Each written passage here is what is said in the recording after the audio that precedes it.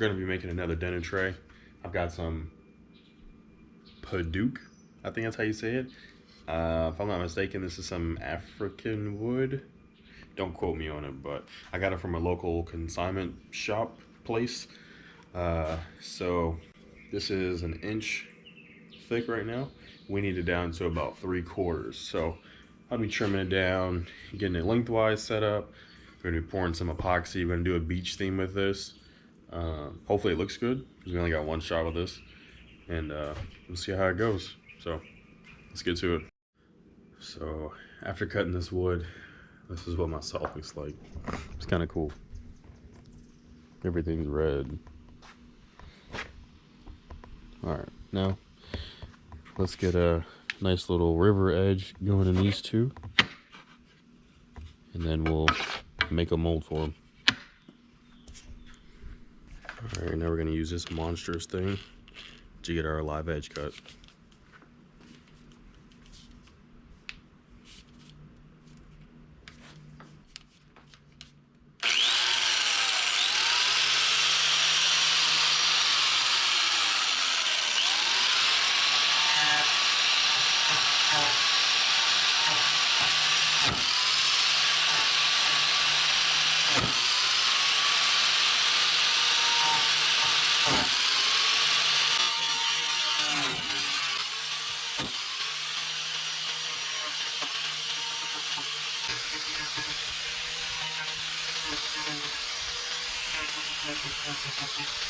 I'll lay down Tyvek tape down here so the epoxy doesn't stick to this.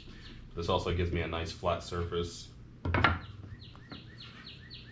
I'll be able to put my pieces like this, put something underneath this side, just support it on either side, put my border up here, and then I can pour whatever I need to in the middle. So this should work, hopefully.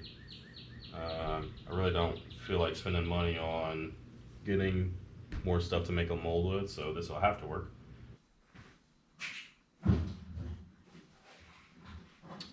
All right, so this is gonna be our tabletop dining tray.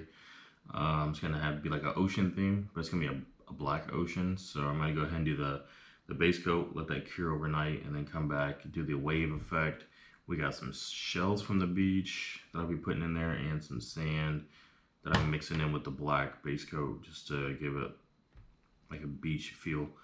So yeah, let's get that done.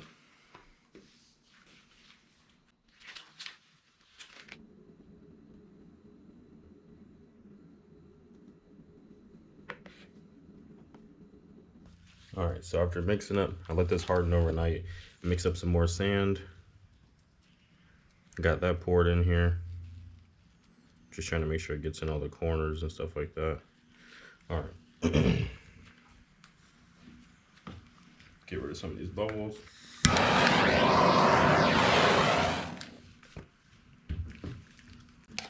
I got some white mixed up and start the waves.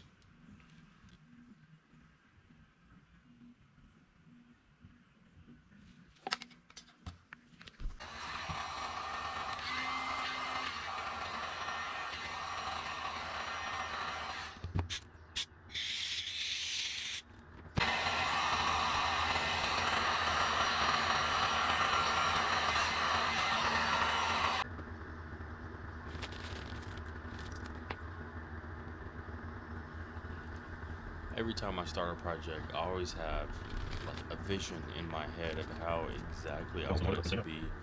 Same thing with this one.